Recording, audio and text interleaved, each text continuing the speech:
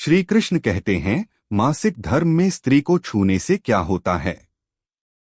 बहुत समय पहले की बात है, जब पृथ्वी पर अधर्म बढ़ रहा था और लोगों ने धर्मशास्त्रों को केवल डराने का साधन बना लिया था।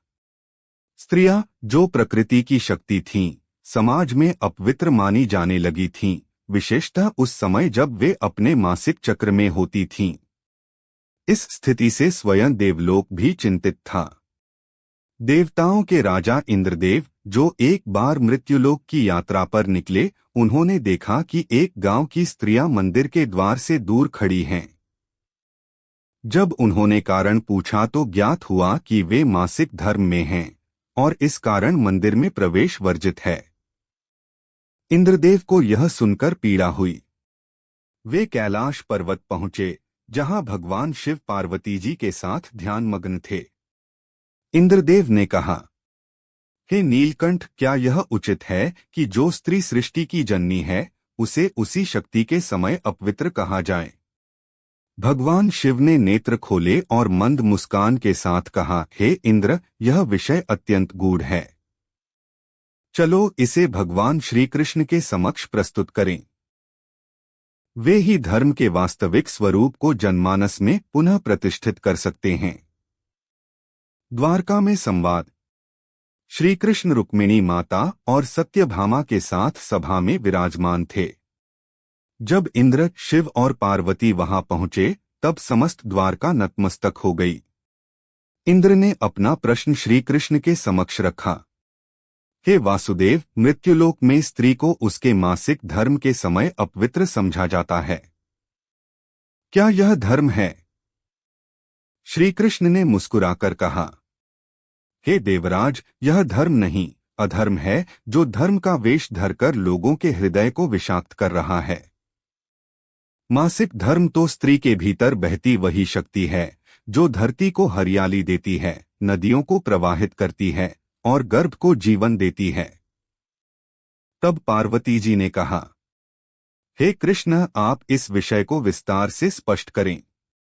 जो स्त्री स्वयं इस शक्ति को अपराध मान रही है, उसे जागरूकता कैसे मिलेगी?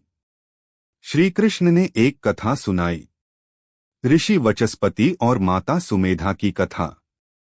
सतयुग में वचस्पति नामक एक महान ऋषि थे, जिनकी पत्नी सुमेधा अत्यंत धर्मपरायण और तपस्विनी थी।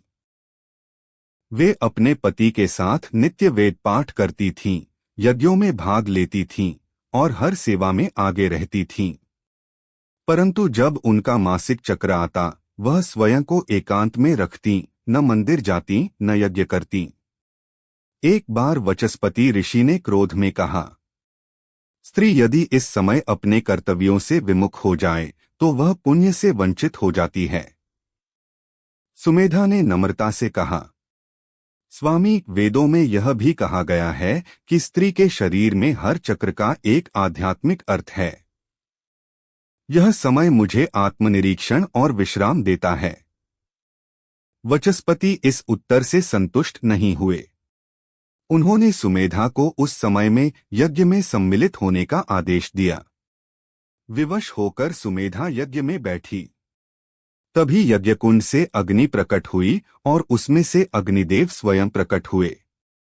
उन्होंने कहा, हे वचस्पति, तुम वेद पाठी हो, पर वेदों का मर्म नहीं समझे। मासिक धर्म में स्त्री का शरीर शुद्धि के मार्ग पर होता है।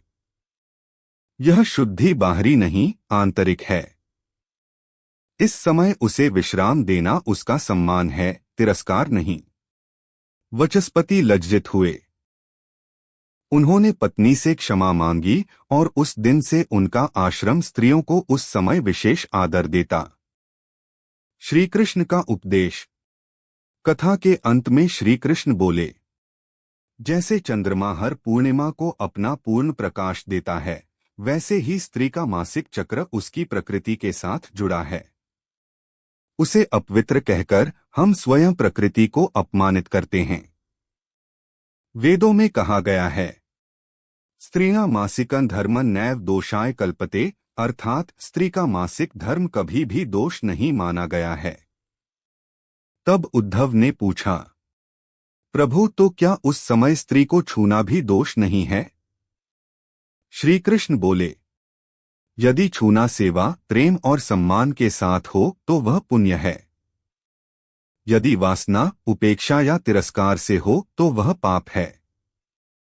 धर्म भावना में है, स्पर्श में नहीं। सभा स्तब्ध थी। रुक्मिणी माता की आंखों से अश्रु बह निकले। उन्होंने कहा, हे प्रभु, स्त्री के सम्मान की जो लौ आपने जलाई है वह युगों तक जलती रहेगी। मृत्युलोक में परिवर्तन। उस दिन के बाद श्री कृष्ण ने एक आदेश जारी किया। द्वारका में हर स्त्री को मासिक धर्म के समय विश्राम दिया जाएगा। उसे सेवा, जलपान और प्रेम दिया जाएगा। कोई भी उसे मंदिर, रसोई या समाज से बहिष्कृत नहीं करेगा। यह परंपरा धीरे धीरे पूरे आर्यावर्त में फैली।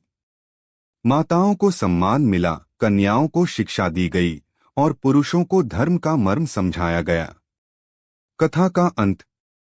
आज भी जब कोई कन्या पहली बार मासिक धर्म को अनुभव करती है तो द्वारका की वह परंपरा याद की जाती है। एक दीपक जलाया जाता है, शक्ति दीप, जो कहता है, यह तुम्हारा दोष नहीं, यह तुम्हारी देवीत्व है। श्री कृष्ण कहते हैं, जो स्त्री को उसकी प्रकृति में अपवित्र कहे वह स्वयं अपने कर्मों से अपवित्र होता है, और जो उसकी सेवा करे उसका भाग्य स्वयं लक्ष्मी जी लिखती हैं।